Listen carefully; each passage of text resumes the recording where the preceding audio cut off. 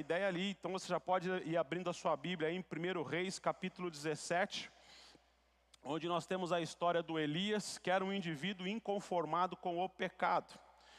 A gente trabalhou aqui a ideia de que a gente é inconformado com um monte de coisa, política, questões sociais, quando a minha vontade não é feita, e que está em falta os inconformados com o pecado. Cada vez você tem menos pessoas inconformadas com o pecado.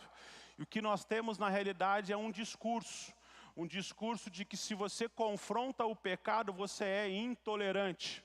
E isso não é de novo, não é de agora. No passado isso aconteceu com Elias, com Eliseu, com o apóstolo Paulo, com o próprio Senhor Jesus Cristo. E eles pagaram um alto preço por serem inconformados com o pecado. E é isso que a gente vai ver hoje. O preço que você paga por ser um inconformado com o pecado, mas não só o preço, mas os benefícios, as bênçãos de ter um Deus que não te abandona. E mesmo o mal se levantando à sua volta, Deus não te abandona. Aí definimos o que é ser um inconformado, trabalhamos a palavra. Estou passando rapidinho porque está tudo no YouTube, na nossa página, você pode entrar lá e então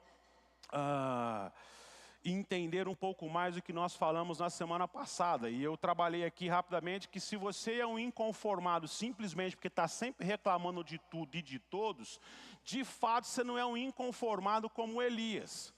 Você só é um indivíduo, entendeu? De galocha, né? Você só é um indivíduo de galocha, tá bom? Então, nós temos que ser inconformados com o mundo e com esse modelo que ele tem. É o que o apóstolo Paulo fala para a gente não se conformar com esse mundo, não se conformar com esse modelo que existe no mundo aí fora. E aí então pensamos na ideia do Elias, que era um indivíduo inconformado com o pecado. E ele aí logo no início de 1 Reis 17, no versículo 1 e 2, ele vai diante do rei, vai diante de toda a nação e confronta o pecado da nação, dizendo: tão certo como o Deus, como o Senhor, Deus de Israel, versículo 1, a quem eu sirvo, nesses anos não haverá orvalho nem chuva, senão por meio da minha palavra. Essa palavra que Elias dá é uma palavra de confrontação, porque ele olha para o pecado do povo, um povo que se prostituía com Baal e outros deuses, o culto a Baal estava estabelecido na terra, ninguém fazia nada, todo mundo assim, como se estivesse tudo bem, tranquilo, e vem o Elias e levanta e tem coragem de confrontar o rei. O inconformado com o pecado, eu disse que ele tem o seu maior compromisso com o Senhor. E não com mais ninguém. E talvez por isso você vai entender porque que algumas vezes eu uso um tom um pouco mais incisivo. Porque meu compromisso não é me agradar as pessoas, apesar de eu não quero deliberadamente desagradar ninguém. Mas se tiver que desagradar alguns para agradar a Deus, farei sem a menor dificuldade. Sem ficar vermelho. Até porque com a minha cutis é meio difícil ficar vermelho, né, Moisés? Com a nossa pigmentação. E aí trabalhamos aí amplamente quem foi e o porquê que então Elias faz isso. E aí a gente viu essa ideia de que alguém inconformado com o pecado sabe exatamente o que Deus quer. E ele sabe por quê? Porque a Bíblia diz. O Elias olhando para a situação do povo, sabendo daquilo que Moisés havia dado lá como lei no deserto a eles, fala assim: o que Deus quer para o povo não tem nada a ver com o que o povo está praticando. Por isso então ele confronta. Então o indivíduo inconformado ele sabe. Mas ele sabe que quando ele confronta também, face a face ali, ele vai inclusive confrontar o povo e ele vai passar por dificuldades. Ele vai passar por problemas e é isso que a gente vai ver no dia de hoje. Ele vai sofrer as consequências daquilo que ele está passando. É esse quadro aqui, ó. O pecado precisa ser confrontado e aqueles que vivem na sua prática sofrerão as consequências. Aqueles que vivem na prática do pecado vão sofrer as consequências, mas não se engane. E é o que nós trabalharemos hoje aqui pela manhã. Um inconformado com o pecado, quando confronta alguém, aquele que está sendo confrontado certamente vai se levantar. E é isso que mostra o versículo 2 a 3. Vamos ler novamente 1 Reis de 1 a 7. Apesar de nós trabalharmos todo esse capítulo 17 hoje, mas em específico esses primeiros 7 versículos. Diz assim: Elias, o tesbita que habitava em Gileade, disse a Acabe: tão certo como vive o Senhor, desde Israel, a quem eu sirvo nesses anos, não haverá orvalho nem chuva, senão por meio da minha palavra. Depois a palavra do Senhor veio a Elias dizendo: retira-te daqui, vai para o leste e esconde-te perto do ribeiro de Querite, a leste do Jordão. Beberás do ribeiro, e eu ordenei aos corvos que ali te sustentem. Elias partiu e fez conforme a palavra do Senhor. Foi habitar perto do ribeiro de Querite, a leste do Jordão. Os corvos lhe traziam pão e carne pela manhã, como também pão e carne à tarde, e ele bebia do ribeiro. Mas alguns dias o ribeiro secou, porque não havia chovido na terra. Vamos orar mais uma vez? Pai querido, muito obrigado por essa certeza, que assim como Elias, que o mal se levantou ao redor dele, e ele olhava ao redor e só via aqueles que praticavam aquilo que não agradava ao Senhor, e então ele confrontou essas pessoas, e por isso ele sofreu a ira dessas pessoas. Assim como nós vivemos num mundo mau, e quando nós confrontamos esse mundo, sofremos também a ira que esse mundo traz sobre nós. Por isso, em nome de Jesus, fala aos nossos corações nesta manhã, para que possamos entender as consequências daquilo que fazemos, mas principalmente entender os benefícios de andarmos na sua vontade, andarmos segundo a sua providência. Em nome de Jesus, amém. Deus, o próprio Deus, vai dizer para o Elias: Elias, foge, vai embora. Vai embora porque você mexeu em caixa de marimbondo, você mexeu em vespeiro, você cutucou a onça com vara curta. E Elias não foi irresponsável, porque ele faz simplesmente aquilo que Deus havia dito para ele fazer. Deus vai dizer para ele: Elias, foge, vai para um riacho. Essa região onde Deus manda Elias ir, era uma região que ela ficava com algumas montanhas ao seu lado, era meio que um desfiladeiro. Ainda conversando ali, eu descobri que alguns que são de São Paulo, aqui bem pertinho de Minas, não conhecem Furnas. Uma região aqui do sul de Minas, muito bonita, vai lá conhecer e você vai entender um pouquinho disso. Uma região com alguns desfiladeiros, alguns cânions, aonde pedra de um lado, pedra do outro, e os riachos, os rios, as nascentes que passam ali. Deus fala para ele assim: vai para esse lugar, porque ali você terá onde se esconder. Porque Acabe e Jezabel vão se levantar ferozmente contra você. Num primeiro momento, quando Elias faz essa palavra, dá essa palavra, e Elias, Eliseu, João Batista, Jesus e vários outros homens de Deus, muitas vezes são tidos como loucos. E muitas vezes quando um louco diz uma coisa, aqueles que se acham sábios, entendidos, vão dizer assim: é loucura, é tolice, ele não sabe o que ele está falando. Então quando Elias profere essas palavras, Acabe falou assim: vai dar nada, vai dar nada. Estou há tanto tempo nessa tocadinha aqui, não dá nada. Mas de fato a palavra que Elias diz, porque vem de Deus, se cumpre. E as chuvas cessam. E os riachos começam a secar, as fontes começam a secar. E como eu já disse na semana passada, Elias se torna o inimigo público número 1 no reino. Só para você entender, né? Não tinha isso, mas tinha, só para você entender, tinha cartazes de procurado, procura-se Elias, vivo ou morto, em todo o reino. Alguém que acolhesse Elias, ou alguém que estivesse perto de Elias, e o texto vai mostrar isso, daqui a pouco nós vamos passar por um texto que mostra isso, era alguém que estava se aliando a um fugitivo. Era alguém que também corria risco, assim como a viúva, do versículo 8 em diante, você vê que uma viúva entra aí na situação. Elias tem que fugir. Eu aprendo que a confrontação, ela deve acontecer. Mas às vezes há um tempo de deixar Deus trabalhar. Deixar Deus agir. Nem sempre é hora de continuarmos a confrontação. Às vezes você diz algo e deixe Deus trabalhar. E meus queridos, eu confesso, o mais difícil para mim não é dizer, isso é fácil. é deixar Deus trabalhar. Porque dentro da minha mente, que processa inúmeras milhares de coisas ao mesmo tempo, que quer as coisas acontecendo, não é agora, é nesse exato momento. Eu já quero o resultado. E nem sempre a confrontação vai gerar o resultado imediato. E não fique preocupado, na sua vida não é diferente. Quantas vezes você é confrontado com algo e faz de conta que não é com você? Não se sinta tão distante de Acabe, de Jezabel. Porque muitas vezes você é confrontado com algo e reage tão mal quanto esses dois. Porque, meus queridos, não existe crítica construtiva. Crítica é crítica. Ela pode até, num determinado momento, lá na frente, produzir algo de positivo. Mas naquele momento, a única coisa que a crítica gera em nós é uma acidez.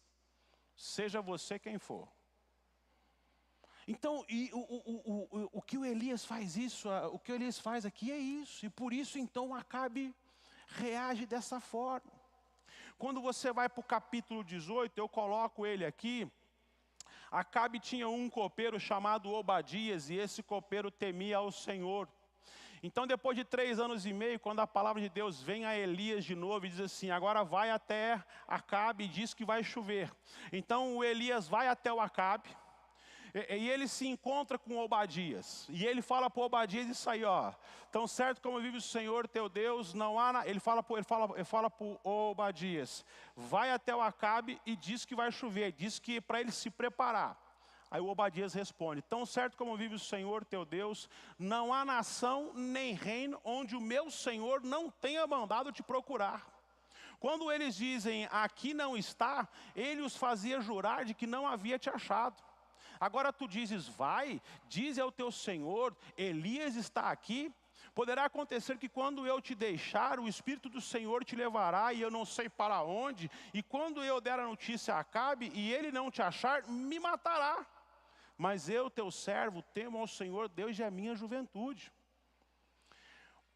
O temor no reino era tão grande que ninguém queria nem falar com Elias. Dizer assim, olha, eu vi o Elias. Aonde? Ali no Ribeiro. Ali, em Queriate ali. Ele está lá? Tá, vou lá. Cadê o Elias? Elias fugiu. O Elias sumiu, porque o Elias era um homem guiado pelo Senhor. E Obadias sabia disso. Ele disse, vai que o Espírito do Senhor disse para você ir para outro lugar. E você vai. E aí o Acabe chega lá, e você não está lá. Sabe o que vai acontecer comigo? Cabeça cortada. Esse é o resultado que Elias tem por fazer a vontade de Deus. Às vezes a gente acha que por fazer a vontade de Deus cairão rosas sobre as nossas cabeças. Perfume do mais valioso será borrifado em nossos pés. Coxas de cetim será colocado para que deitemos. Um tapete de pele daquele do mais grosso assim, ó, será esticado. Um tapete vermelho como aquele do Oscar. Afinal de contas, estou fazendo a vontade de Deus. A Escritura mostra que não é bem assim. A Escritura mostra que quando Elias faz a vontade de Deus, ele se torna um fugitivo. Ele se torna um indivíduo que vive escondido. Ele se torna um indivíduo que vai ter que viver bebendo água do ribeiro e comendo comida que os corvos vão mandar para ele. A situação de Elias, não só de Elias, porque Elias, apesar de se achar sozinho, de pensar que estava sozinho, ele não estava sozinho. Jezabel, a mulher de Acabe, ainda em 1 Reis 18:3, vamos trabalhar um pouquinho esse capítulo na próxima semana. O texto diz assim, por acaso não disseram ao meu Senhor o que eu fiz quando Jezabel matava os profetas do Senhor? O próprio Obadias dizendo que quando Jezabel então começou a matar todos os profetas de Deus, todos aqueles que não negavam a Deus e não quiseram adorar a Baal foram mortos a fio de espada. Ou seja, a palavra de Elias não trouxe só, entre aspas, quádruplas, né? Prejuízo para si, mas para todos aqueles que adoravam o mesmo Deus. Todos. Porque, meus queridos, isso é comunidade. Isso é família. Isso é povo. É comunidade, família, povo. Quando um é atingido, todos são atingidos. Uns numa proporção maior, outros na proporção menor. Mas como nós cantamos aqui, Deus não nos abandona. Levanta Obadias, um homem que era o copeiro do rei, que estava bem próximo do rei. E ele esconde os profetas, 50 numa caverna e 50 em outra. A gente às vezes lê isso e fica assim, né? Você já foi numa caverna? Caverna não é lugar legal de se viver. É escuro, é úmido, tem bichos. Talvez alguns já estão até arrepiando. Tem aranha. Tem aquele outro monstro que as mulheres não podem nem ouvir falar o nome dele. Tem tudo isso na caverna. E esse pessoal agora, eles estão escondidos em cavernas, sendo alimentados com água e o alimento que vem da mesa do próprio rei, porque é o copeiro que o traz, mas agora escondidos. Porque é isso que aconteceu aqui nesse momento, quando as pessoas não se renderam a Baal. E eu vou dizer uma coisa para você, igreja brasileira, igreja Nova Vida em Ribeirão Preto. Haverá um tempo sim, que nós passaremos por algo muito parecido com o que Acabe e os profetas, Elias e os profetas passaram. Haverá um tempo em que o anticristo vai se levantar e ele vai perseguir a igreja. E todo aquele que não negar o nome de Jesus será morto. Creia nisso. Saiba disso. E cada vez que um cristão for morto pelo anticristo, porque não negou a Jesus Cristo, o anticristo foi derrotado mais uma vez. E Cristo mais uma vez vitorioso. Esse tempo chegará. Por isso temos que aproveitar esse tempo que vivemos hoje, um tempo de bonança, um tempo de paz e tranquilidade. Sim, existe uma perseguição contra cristãos no Brasil, existe, mas ela é muito light. A gente está aqui em rede nacional, em rede internacional, transmitindo para todo mundo. Temos que tomar cuidado com uma palavra ou outra, mas temos liberdade. Mas haverá um tempo que essas portas não poderão ficar mais abertas. Haverá um tempo que você não vai poder mais postar na sua rede social, se é que você terá acesso a uma rede social, a sua crença, a sua fé. Haverá esse tempo. Mas saiba de uma coisa. Meu Senhor não me abandonará, mesmo que o mal se levante contra mim. Sabe o que eu aprendo também, gente? Quando Deus fala pro Elias, Elias, foge. Como eu já disse, há tempo que nós devemos dar um tempo para Deus agir. Há tempos que nós devemos dar um tempo para Deus agir. Como eu disse, aquela palavra proferida por Elias, naquele momento, não trouxe todos os desdobramentos, todas as implicações daquela palavra naquele momento. Porque parou a chuva. O pessoal só foi sentir o efeito da falta de chuva depois de algum tempo. Naquele momento eles ainda tinham provisões, em especial o rei. Tinha tanta provisão que o Obadias tirava coisas do rei sem ele ao menos perceber. E alimentava ali 100 homens tranquilamente. Tranquilamente assim, né? A ração controlada. Não é a mesa farta como nós temos. O povo precisa sofrer as consequências do pecado. Eles só sentiram o peso do que fizeram depois de algum tempo. Sem a chuva, os rios, os riachos foram esvaziando. E o que ficou foi só lama. Essa era a tratativa de Deus. Deixa eu dizer uma coisa para você que vê o ímpio prosperando. Entre aspas. Fique tranquilo. Se é que é para você ficar tranquilo. aquilo que ele acha que está fazendo, que está tudo bem. Lembra que eu disse na semana passada, na mão de Acabe o reino cresceu muito, o seu poderio bélico, a sua capacidade cresceu absurdamente. E isso trouxe para Acabe uma sensação de que de fato Baal funcionava. Então o ímpio, aquele que não teme ao Senhor, aquele que não busca ao Senhor e mesmo assim prospera, ele tem a falsa sensação de que ele está prosperando e que o Deus que ele tem buscado é o Deus verdadeiro. Mas um dia o Deus verdadeiro virá sobre ele e vai dizer assim: eu sou o único Deus, e não é Baal que faz chover, sou eu. A partir de agora não chove mais. Então fique tranquilo, o dia dos ímpios chegará.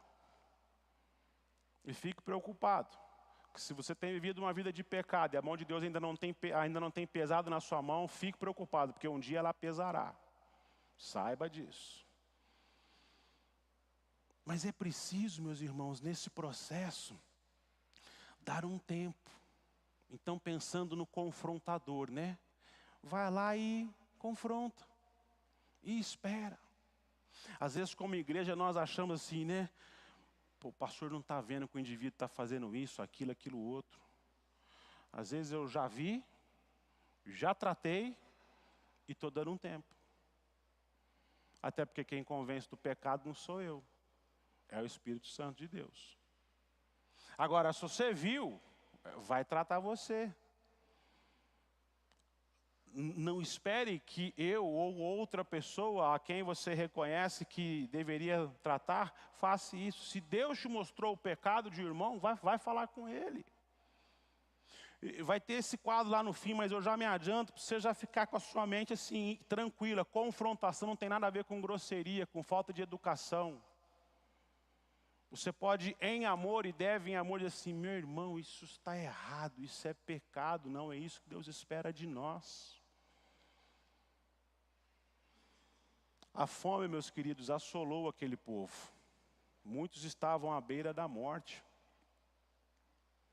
O capítulo 18, no verso 2, finalzinho do verso 2, vai dizer que então Elias foi apresentar-se a Acabe. A fome era grande em Samaria. Toda a região passava por uma grande fome. E vou dizer uma outra coisa para você aqui: nós não sabemos o que é fome. Aqui agora não, pode ser que no passado, na sua vida lá atrás, eu não conheço a vida de todo mundo que está aqui, pode ser que no passado você tenha experimentado fome, de verdade. Fome não é o que você está sentindo agora porque não tomou café da manhã. Fome não é o que você vai sentir lá para as 11h30, meio-dia. Isso não é fome. Isso é o seu hábito de comer, que vai chegando perto da hora de comer, seu estômago começa a dar alguns sinais. Fome é quando o seu corpo começa a consumir as suas reservas mais básicas de energia. Começa a consumir, já não tem gordura mais para consumir, e ele começa a consumir os seus músculos. E o seu corpo, como foi criado por Deus, e Deus ele vai então preservar as partes mais importantes, o seu coração, os seus pulmões, os seus rins. Então ele reserva o seu corpo de maneira inteligente ali, algumas fontes de energia ali para que esses órgãos vitais continuem funcionando.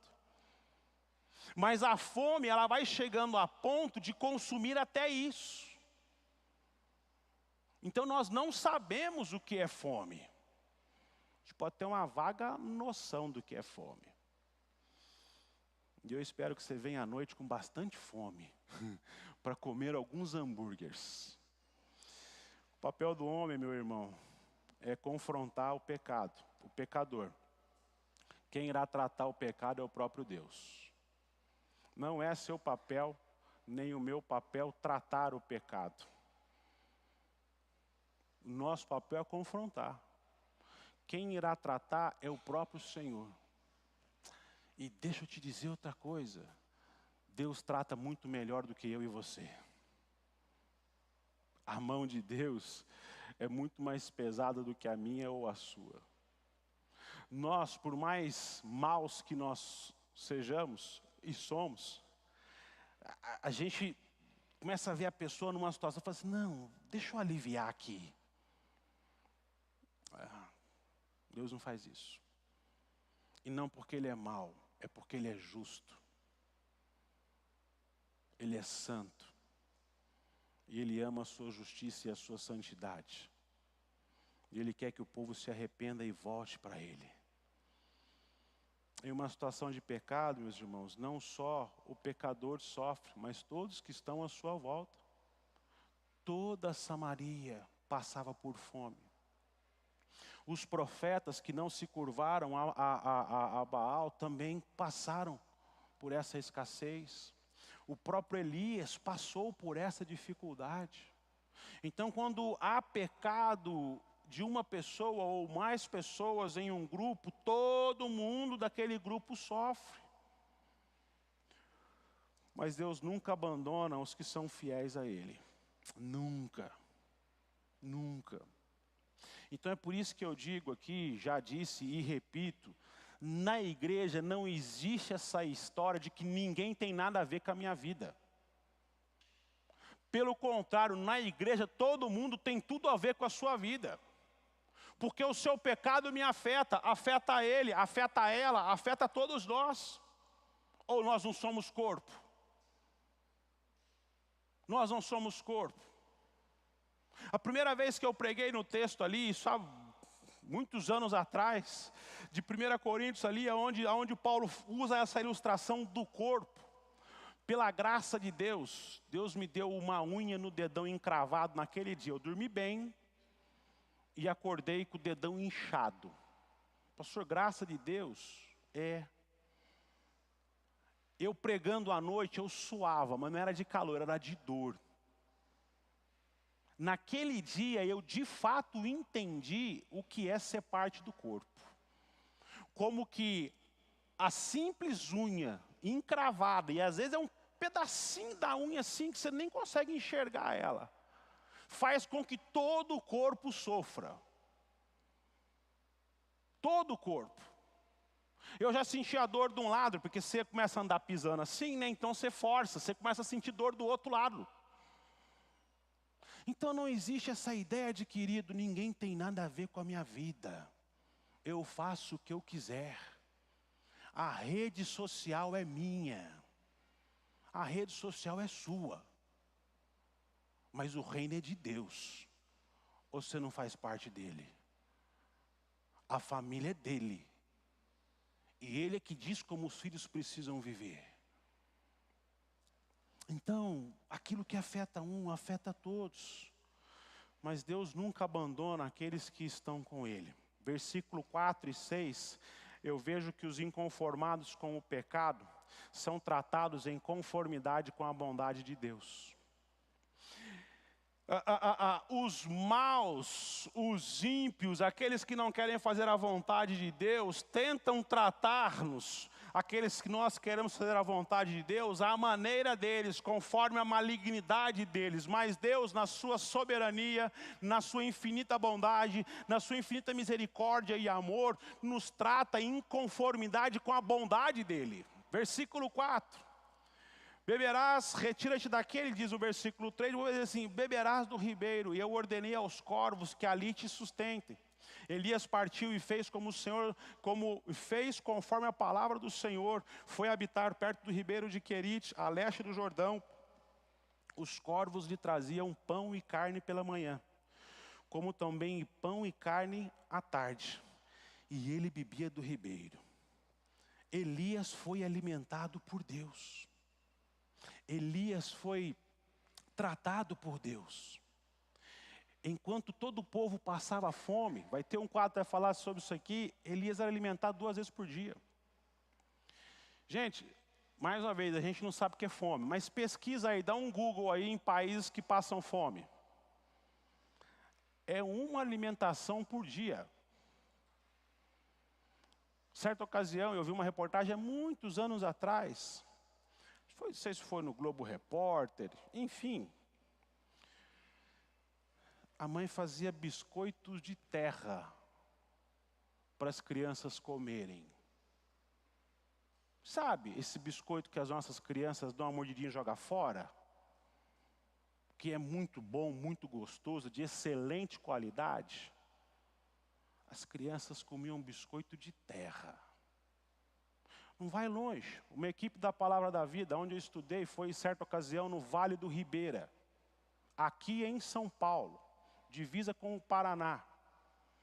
Foram fazer um trabalho ali, evangelístico, missionário. Foi orientado que eles levassem um kitzinho ali junto, uma aguinha, um pacotinho de biscoito, bolacha, dependendo da região que você vem, né? Biscoito ou bolacha, enfim. Foi orientado que eles levassem. E uma menina levou. E aí lá pelas tantas, chegaram naquela região lá, naquela comunidade, e brincando com as crianças, e músicas tal. Ela então saca um pacote de bolacha recheada, e ela oferece para uma criança, diz assim, você quer uma bolacha? E a criança fala assim, que é isso, tia? Uma bolacha, isso aqui, ó. Bolacha? A menina falou assim, você nunca comeu uma bolacha? Eu não sei o que é isso, tia. Nunca comi uma bolacha. A menina começou a chorar compulsivamente. Talvez se lembrando de todas as bolachas que ela havia jogado fora na vida dela. Aqui, ó, bem próximo da gente. Fome, escassez. Nós não sabemos o que é isso. A bondade de Deus tem cuidado de nós abundantemente. Aqueles jovens que foram até aquela região ali do Vale do Ribeira, eram a expressão da bondade de Deus para aquela região. Essa igreja precisa ser a expressão da bondade de Deus aonde ela estiver. Porque Deus não nos desampara. Elias era cuidado pelo próprio Deus, esconde-te perto do ribeiro. Enquanto o povo já bebia água lamacenta, Elias bebia água do ribeiro. Água pura, água cristalina. Enquanto o povo tinha que peneirar a água, porque quanto mais raso vai ficando, mais próximo do fundo fica, mais terra tem nela. Nós não sabemos o que é isso, a gente mora em cima do aquífero Guarani. A maior fonte de água mineral do mundo. A gente não tem noção do que é isso. Isso aqui pregado lá no sertão do Nordeste traz lágrimas aos olhos daquelas pessoas, porque eles sabem o que é isso. O que vê uma fonte ir secando, um açude ir secando, os animais morrendo, as plantações morrendo, e eles não tendo mais o que dar de comer para os seus filhos. Uma refeição ao dia, se é que tem. O Elias tinha duas. Bebia água do ribeiro, água fresca. Deus diz no versículo 4, eu ordenei aos corvos que te sustentem. 2 vezes por dia. Pão com carne, hambúrguer. Elias comia, de manhã e de noite. 2 refeições. Agora deixa eu dizer uma coisa para você. Deus sempre sustenta os seus, mas Ele escolhe a maneira que Ele vai fazer isso. Não é a sua maneira. Daqui a pouco vai ter um outro quadro que vai mostrar como é que Deus age de maneira inusitada. Porque muitas vezes nós queremos ser sustentados por Deus à nossa maneira. Queremos o cardápio à nossa escolha. Queremos, enfim. Deus escolhe os corvos para alimentar Elias. Um corvo, uma ave de mau agouro. Se você tiver com a ideia do mundo, você vai entender isso. Mas se você tiver com a ideia de que tudo que Deus criou é bom e perfeito, o corvo é uma criatura de Deus. A comando de Deus. É uma ave. Aves do céu. A providência de Deus, meus irmãos, para os que decidem ser fiéis, virá dos lugares mais improváveis. Deus levanta os corvos para ir alimentar Elias. Depois o ribeiro seca, Deus manda ele para a casa de uma viúva. Não há lugar mais improvável para você procurar sustento do que na casa de uma viúva, com um filho. Não havia INSS, não havia seguro de vida. Quando o marido morria, a viúva dependia exclusivamente das esmolas e daquilo que ela poderia produzir, ou dos filhos que então iriam sustentá-la. Essa viúva, por sua sorte, tinha um filho pequeno que não podia sustentá-la, ainda era um menino. Numa situação de crise e de fome. Deus, eu fico imaginando se Deus está falando comigo. Rodrigão, vai lá para o Ribeirão, né? Vai lá ali na Vila Brancha, ali tem uma área de captação do aquífero Guarani. Vai lá para a Vila Brancha, fica escondidinho lá, que eu vou mandar as andorinhas.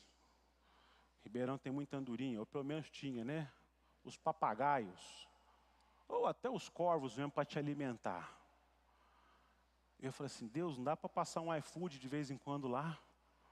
Porque na minha cabeça, imagina o que cabe no bico de uma ave. Eu vou ter que comer só isso, Deus. E tem que esperar os bichinhos virem, sabe que eles vão vir mesmo? Aí seca a área de captação. Rodrigão, agora você vai... Tem uma viúva, mora em tal lugar. A região assim, assim, assim. Você vai comer lá na casa dela. Senhor, uma viúva. Ela não deve ter nem para ela. Como é que ela vai... O Elias vai. Porque Elias é um homem de Deus. E ele faz aquilo que Deus manda ele fazer. Ele acredita que a providência de Deus vem do melhor lugar possível. Deixa eu rapidamente compartilhar com vocês algo que eu aprendi sobre os corvos no site Mundo Interessante. Tá bom? E se você pesquisar depois sobre os corvos, você vai aprender um pouquinho também sobre isso. Os corvos são animais extremamente inteligentes. Estão entre os 5 animais mais inteligentes. A gente acha que às vezes é o macaco, é o golfinho, os corvos estão entre eles. Há quem diga que a inteligência deles é equiparada dos chimpanzés e dos golfinhos. O chimpanzé já foi à lua. Entendeu? Na natureza, os corvos já provaram que são capazes de atirar pedras nas pessoas para evitar que elas alcancem os seus ninhos. É um bichinho protetor. Assim como podem se fingir de mortos ao lado da carcaça de um castor para espantar outros corvos e garantir que eles sejam únicos a saborear aquele banquete. O bichinho se finge de morto. Ainda se perceber que está sendo observado por outro corvo, o pássaro esconde seu alimento e engana seu colega, fazendo de conta que guardou a comida em um lugar. Isso eu já vi no Discovery Channel da vida aí. Quando na verdade o esconderijo é outro. Mas todos os corvos são igualmente inteligentes. Deus levanta um bichinho inteligente. Agora um detalhe. É um bichinho que engana o outro para ficar com a comida. Esse bichinho agora está compartilhando a comida. Porque não é só ele não é só os homens que estavam passando por escassez. Os animais também. Os animais também. Mas ele está compartilhando. A gente... Como eu já disse aqui, né, muitas vezes tem a filosofia do farinha pouco, meu pirão primeiro, né? Temos muito que aprender com a criação de Deus. Qualquer dia eu falo sobre a formiga. E um pouquinho que a gente já aprendeu aqui, né, Cris? Como é que as formigas nos driblam aqui para comer as nossas plantinhas ali. Os corvos também imitam a voz humana. Tem um vídeo, pesquisa o vídeo. É muito legal. A gente acha que só o papagaio que fala. O corvo, ele fala e ele inclusive usa tons de voz diferentes. Ele não fala só igual o papagaio. Ele muda o tom da voz. Ele diz aí que teve um poeta que dedicou um dos seus poemas a um corvo, porque ele repetia a palavra nevermore. Inclusive o corvo que eu vi no vídeo fica falando nevermore, nevermore. O que é isso? Era um corvo, é um corvo criado ali dentro de uma casa, né? Quando criados em cativeiro, essas aves conseguem até mesmo falar com mais habilidades que alguns papagaios, imitando também barulhos de carros, descargas, reproduzindo sons característicos de outros animais. O Elias não estava sozinho. Deus mandava os corvos para falar com ele. Quando nenhum ser humano quiser falar com você, Deus vai mandar alguém para falar contigo. Pode ter certeza disso. E você já tem alguém que fala com você aí dentro, o Espírito Santo de Deus. Mas você precisa ouvi-lo. Outra característica dos corvos, é fascinante, né? A criação de Deus. Eles utilizam de linguagem corporal. Além de ter a capacidade de imitar a voz humana e som de outros animais, os corvos também usam uma linguagem corporal de maneira sofisticada para se comunicar. Um estudo realizado na Áustria mostrou que essas aves usam os seus bicos para indicar um objeto a outro pássaro. E que basicamente o mesmo que apontamos, é basicamente o mesmo que apontamos com os dedos. Os pesquisadores identificaram que os corvos também seguem objetos para poder chamar a atenção do outro corvo. Não era só os passarinhos que ficavam ali fazendo movimentos aleatórios. Eles estavam ali para que o Elias não se sentisse sozinho. E mais à frente, domingo que vem nós veremos sobre isso, Elias ele tinha uma necessidade de estar com as pessoas. Por isso ele diz, só eu fiquei, estou sozinho, vou para uma caverna e é melhor morrer. Então Deus, sabendo disso, manda esses animais. Esses animais se adaptam facilmente. Ou seja, num tempo de seca, eles se adaptam facilmente. A história mostra que eles vivem em desertos, em montanhas nevadas, em florestas. Eles chegam a viver de 17 até 40 anos se estiverem em cativeiro. Um corvo é extremamente brincalhão. Há registros deles escorregando em montanhas com neve. Um pouco de diversão para um homem que está preso, escondido em um desfiladeiro. Eles fazem brinquedos, usando galhos, pinhas. Então, quando você ouvir falar sobre o corvo, não tem essa ideia, ave de mau agouro, o corvo cantou, vai morrer alguém em qualquer lugar. Isso é certeza. Milhares de pessoas morrem por minuto no mundo inteiro. E esse para mim foi fantástico, é o último. Eles são capazes de ter empatia. Por mais que a sua natureza seja travessa e brincalhona, essas aves são capazes de sentir empatia. Quando um corvo perde uma batalha, ele é consolado pelos seus colegas. Eles também mantêm a memória de pássaros com os quais se deram bem e podem chegar a ser amigáveis com esses animais até 3 anos depois. 3 anos. 3 anos sem chover. No mesmo sentido, os corvos respondem negativamente aos inimigos e agem de maneira suspeita quando encontram corvos estranhos. Deus não faz nada por um acaso. Vou mandar um animalzinho lá para alimentar o Elias. Manda o corvo. Bichinho nada a ver, né? Não. Eu vou mandar o melhor para você, Elias. A providência de Deus para a vida dos fiéis vem de maneira espantosa, extraordinária e especial. Agora, queridos, para experimentar isso, tem que ter a coragem de Elias. A gente quer ser alimentado por Deus assim, de maneira especial, extraordinária, especial, né? Espantosa. Mas a gente quer viver uma vida ordinária com Deus. Comum. Isso quer dizer ordinário. Ordinário quer dizer comum. A gente quer ser tratado por Deus acima da média, mas nós oferecemos para Deus a mediocridade. achando que não vou confrontar fulano porque ele vai ficar mal comigo. E Deus? Você não está preocupado com Deus? Você não está preocupado em dizer para aquela pessoa que o caminho que ela está andando é um caminho de perdição, é um caminho que não agrada a Deus, é um caminho sem volta se ela não buscar a Deus? Você não tem essa preocupação? Às vezes eu ouço pessoas dizendo que não evangelizam porque, mas eu vou gerar uma barreira. Já existe uma barreira, já existe um muro de inimizade. Já existe. E esse muro, essa barreira só é quebrada por Jesus Cristo. Ou você está em cima do muro. Já existe, queridos. Então, um professor, foi meu professor e pastor, e ele tem um evangelismo radical.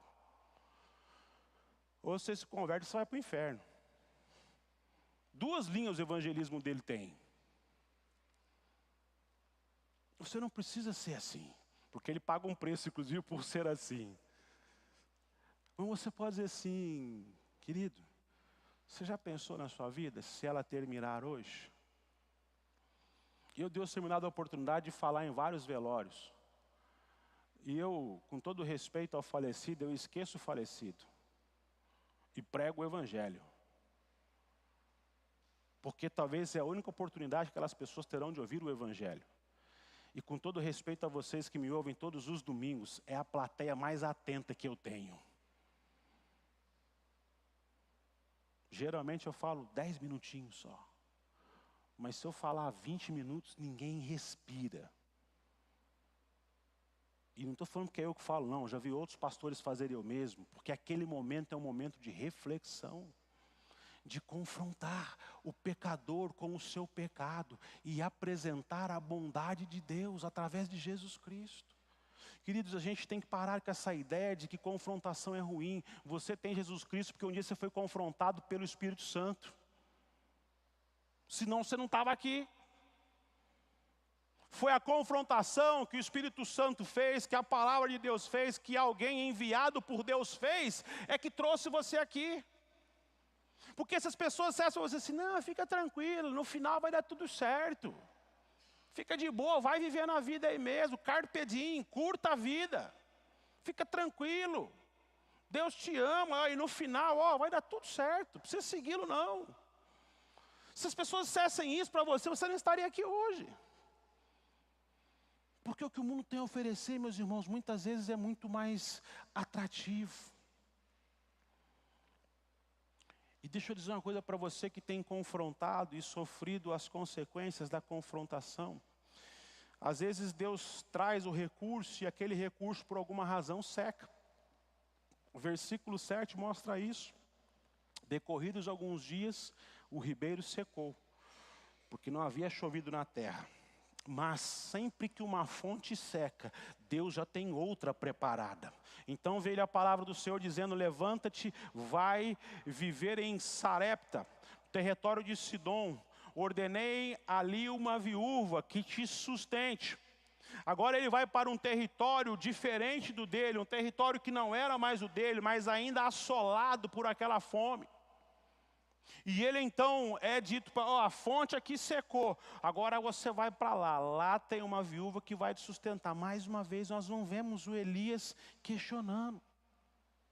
Meus queridos, Deus levanta a providência mesmo em meia à dura escassez. Deus levanta. Você pode não enxergar soluções, mas Deus vai levantar.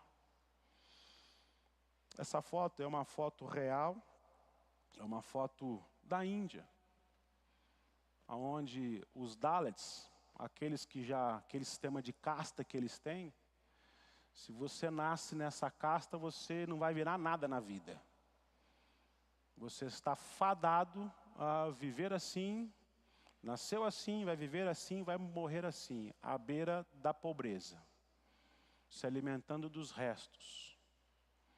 E há muitos missionários na Índia, pregando o Evangelho, levando a bondade de Deus, a providência de Deus, e dizendo para essas pessoas, em Cristo há esperança. Deus pode te sustentar no meio da escassez. Você pode ter nascido um Dalet, mas Deus quer te fazer um filho de Deus. Deus sempre levanta a providência no meio da escassez, é o que Ele vai fazer. Versículo 10 a 11 vai mostrar ali a escassez. Acompanhe comigo no texto. Ele partiu para Sarepta e quando chegou à entrada da cidade, estava ali uma viúva apanhando lenha. Ele a chamou e lhe disse: traze-me por favor uma vasilha com um pouco d'água para eu beber. Quando ela saiu para buscá-la, ele a chamou e lhe disse: traze também um pedaço de pão. Ela, porém, respondeu: tão certo como vive o Senhor teu Deus, não tenho pão nenhum, mas apenas um punhado de farinha na vasilha e um pouco de azeite na botija. Estou apanhando 2 gravetos para ir prepará-los para mim e para meus filhos. Nós o comeremos e depois morreremos. Essa viúva não tinha mais nada. Bocado de farinha, bocado de azeite. Vou juntar os dois, lenha no fogo, fazer um pão, um bolo, vamos comer e morrer. A providência de Deus chega na hora certa. Era a última refeição que eles tinham. A última, não tinha outra. Mas a providência de Deus sempre chega. Às vezes, meu querido, você acha que está tudo terminado. Às vezes você acha que todas as opções foram esgotadas, não há mais o que fazer. Às vezes você olha ao redor e o que você vê é um riacho seco. Um punhado de farinha e um punhado de azeite e nada mais. E de fato, toda essa sua percepção é real. Só há um punhado de azeite, um punhado de farinha, só há um riacho seco, só há pessoas lhe perseguindo. De fato, a sua realidade é essa. Mas há um Deus que transcende a todas as realidades humanas. Há um Deus poderoso, um Deus acima de tudo e de todos, que é soberano sobre tudo e sobre todos. E nada falta àqueles que o temem, àqueles que obedecem a sua palavra e fazem a sua vontade. O ribeiro secou, Elias. Acabe e Jezabel querem a sua cabeça. A viúva não tem nada mais, mas eu tenho tudo. E eu estou contigo. O versículo 13 continua mostrando isso para nós. Então Elias disse: não temas. Querido, leva essa palavra para você hoje. Não temas. Não temas. Vai, faz como disseste, mas primeiro faze para mim um bolo pequeno. E traze-o aqui. Depois fará para ti e para teu filho. Pois assim diz o Senhor Deus de Israel: a farinha da vasilha não acabará, e o azeite da botija não faltará, até o dia em que o Senhor fizer chover sobre a terra. Ela foi e fez conforme a palavra de Elias. Assim, ele, ela e sua família comeram durante muitos dias. E a família da vasilha não se acabou. E não faltou azeite na botija, conforme a palavra do Senhor que ele falara por intermédio de Elias.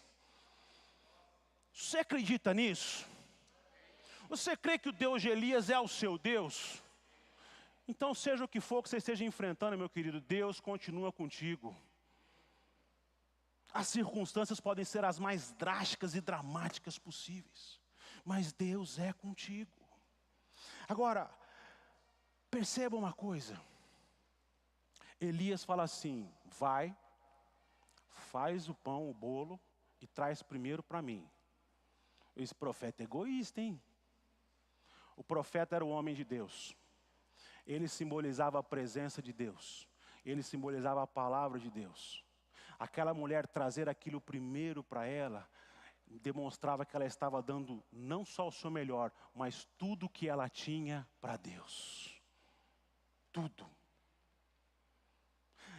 Essa ação que ela faz mostra que ela de fato confia em Deus. Confia na palavra de Deus. E é isso que acontece com aqueles que obedecem à palavra de Deus cabalmente. Foi o que aconteceu com Elias. Eu alistei só nesse versículo 17 e 1 do 18 aí, algumas expressões, algumas falas de Deus. E ele cumpre exatamente a risca. Não haverá chuva nem orvalho, porque Deus falou que não ia haver. Retira-te, vai, ele retira. Levanta-te, vai, ele levanta. Pois assim diz o Senhor, ou seja, Deus disse, não vai faltar nem farinha nem azeite. E por último Deus fala assim para ele, agora vai falar com Acabe. Imagino, mas Deus, tem certeza? O Acabe já estava bravo lá atrás. Agora então, o texto diz que ele levanta e vai. Então, o que Deus espera de você, meu querido, é que você obedeça. É que você cumpra a vontade dEle, é que você faça a vontade dEle. Você quer que a sua botija não seque? Obedeça a Deus. Você quer que a sua farinha não seque, não cesse? Obedeça a Deus. Deixa eu dizer uma coisa para você aqui, e fique tranquilo, quem está comigo há muito tempo sabe que eu não faço isso. Mas tem tudo a ver. Nós vivemos talvez o momento financeiro mais difícil da nossa igreja. Por causa das aquisições, da mudança que nós tivemos. Como eu brinquei esses dias com um aí, nós estamos vendendo almoço para comprar a janta. Pastor, o senhor está preocupado? Humanamente falando, sim. Mas bem pouquinho. Bem pouquinho. Porque nós estamos cumprindo a palavra de Deus. Eu podia, gente, até difícil, eu falo isso, mas eu mesmo já aqui dentro já era um trem assim, né? Isso aqui já podia estar cheio. Se eu tivesse com uma placa ali, ó, você que está passando por problema, por dificuldade, vem aqui que nós vamos acabar com todos eles. Doença, casamento acabado, necessidade financeira, vem aqui. Você já estava cheio. Está passando por dificuldade financeira aí, vamos fazer a campanha. Você vai pegar um pedaço do pão, já converso com o Bel faz o pão, custo zero. Você vai levar um pedaço do pão, mas cada pedaço do pão você vai dar uma oferta de acordo com aquilo que você quer receber de Deus. Amém, amém. Ia chover nota de 100 aqui, ó. Só que esse não sou eu. Esse não sou eu. A Bíblia não me manda fazer isso. A Bíblia sim fala que a boa medida recalcada, sacudida e transbordante, ela vai transbordar. A Bíblia diz, você pede e Ele dá, conforme a vontade dEle. A Bíblia diz, já fui pobre, hoje sou moço e nunca vi um justo mendigar o pão. A Bíblia diz, como nós veremos hoje à noite, Pai, dá-nos o pão nosso de cada dia. A Bíblia diz que Deus é o Deus do ouro, da prata, Ele é Deus de tudo. Mas a Bíblia não me autoriza a fazer da igreja um antro de barganha. A fazer da igreja, a fazer do púlpito um ambiente de negociação. Mas pastor, vai aumentar o caixa. Aqui quem aumenta o caixa é o Senhor. E Ele usa a sua vida para isso. Então vem comer hambúrguer à noite. Deus te abençoe. A vontade de Deus para a viúva é que ela acreditasse na palavra de Deus. Porque eu vou dar um salto pela história. Gente, o fato da gente estar fazendo a vontade de Deus não quer dizer que vai dar tudo certo. Porque, de fato, ali, né, a botija não esvaziou, a farinha não acabou. Mas quando chega no versículo 17, depois disso, o filho dessa mulher, dona da casa, adoeceu gravemente e morreu. Então ela disse a Elias, que tens contra mim, homem de Deus? Vieste tu a mim para fazer a memória do meu pecado e matar o meu filho? Essa mulher estava recebendo um homem de Deus, essa mulher compartilhou tudo que ela tinha com o homem de Deus, e ainda assim o filho dela morre. Deus, o que é isso? Eu não estou entendendo essa sua lógica, Deus. O fato de nós fazermos a vontade de Deus não vai fazer com que a gente não passe pelo problema. Pelo contrário, vai fazer a gente passar pelo problema. Deus, eu estou fazendo a sua vontade, dá para dar um desvio aqui? Não, querido, você vai passar por ele. Ainda que eu vale pelo vale da sombra e da morte, eu não temerei. Deus não fala assim, você não vai, ainda que eu não passe. Não, ainda que eu passe. Essa é a ideia, queridos. Não tem ausência de problemas nessa vida. No mundo tereis aflições, tem de bom ânimo. Agora, por maior que seja o nosso problema, nosso Deus é maior. Versículo 19 mostra isso.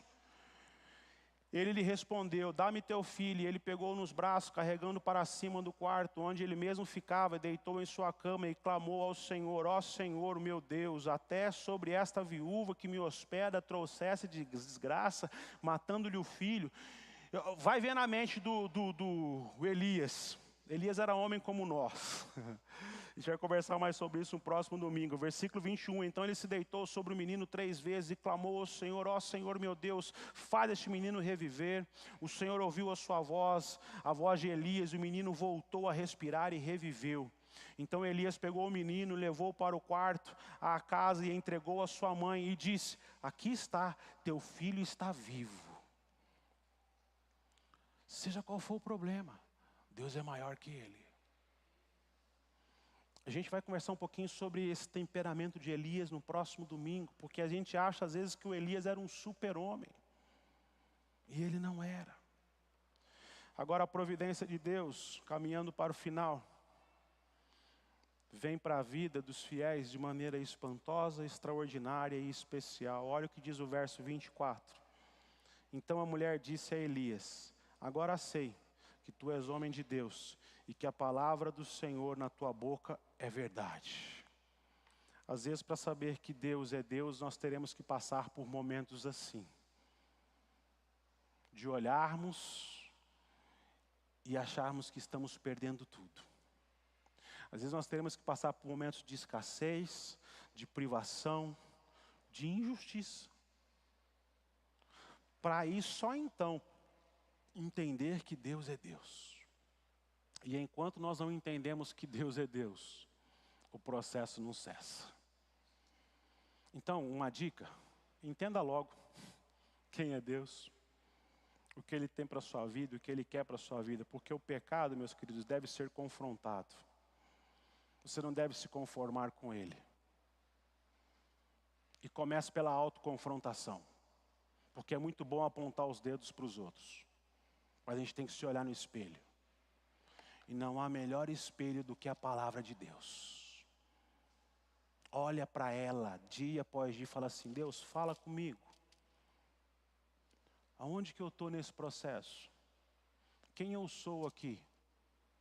Eu sou Acabe? Eu sou Jezabel? Eu sou o povo que via todo o pecado e não fazia nada? Eu sou Obadias que correu o risco para manter-se fiel a Deus desde a sua infância como ele era, que correu os riscos junto com Elias. Eu sou a viúva que dado o que tem, dado o seu melhor, dá tudo e experimenta o especial, o extraordinário de Deus. Eu sou Elias que vê a mão de Deus trabalhando sobre a minha vida poderosamente, mas em alguns momentos fraqueja. Como ele mesmo diz aqui nesse capítulo 17. Trouxeste mal a essa viúva, Senhor. Quem é você? Em 1 Reis 17. Olhe para a Bíblia e se confronte. Independente de quem tiver que ser confrontado, confronte. Confronte biblicamente, não com o que você acha. Muitas vezes a nossa confrontação não vai além, porque a gente vai assim, irmão, eu acho. Se você acha, você não tem certeza. Se você não tem certeza, parte de você. Agora, se você leu na Escritura que é pecado, não diga eu acho, diga eu creio. Irmão, eu creio que o irmão está fazendo é pecado. E eu estou aqui para dizer isso para o irmão, e estou aqui para dizer que eu estou junto com o irmão para sair desse pecado. O que o irmão precisa? Confronte biblicamente, não com base naquilo que você acha. Não confronte, queridos, para expor a sua frustração. Que quando você confronta para expor a sua frustração, você confronta com raiva, você confronta com uma indignação que não vem de Deus, mas sim de você. Diga assim, olha, Deus está triste contigo. E para que Ele não ficasse triste comigo, eu vim lhe dizer isso. Isso é pecado. Mas não confronta para expor a sua indignação, a sua frustração. Ó, estou por aqui, por isso que eu vim te falar isso. Você não precisa ser rude nem grosseiro. Se você for expor a sua frustração, você inevitavelmente será rude e grosseiro. Saiba que o resultado com o confrontado é inesperado. Pastor, eu não sei como é que ele vai reagir, eu também não sei. Mas eu sei que é o que Deus espera que você faça. Então, faça. Saiba que Deus sempre estará ao lado de quem cumpre a sua vontade. Sempre. Talvez você não consiga perceber, mas Ele sempre estará ao seu lado. Feche seus olhos e eu quero chamar a equipe para que venha aqui à frente para que nós cantemos a música que cantamos no início, cantarmos novamente. E fala com Deus. Ouve Deus aí. A minha oração é sempre que o Espírito Santo nos confronte, cada um diante da necessidade de cada um. Talvez você não tenha Jesus Cristo no seu coração. Talvez Ele não é o Senhor da sua vida. E como você sabe se Ele é o Senhor da sua vida ou não? É se você faz a vontade dEle. E a vontade dEle é que você se arrependa diante dos seus pecados. Que você confesse Ele como seu Senhor e seu Salvador. E a partir de então, experimente a bondade e a providência de Deus para a sua vida. Faz isto, entrega a sua vida a Jesus Cristo. Confessa o seu pecado a Ele, tão somente a Ele. Até porque Ele já sabe. Ele conhece o seu íntimo, o seu ser. Talvez você está passando por um momento de escassez, de luta, de dificuldade, de solidão, de abandono.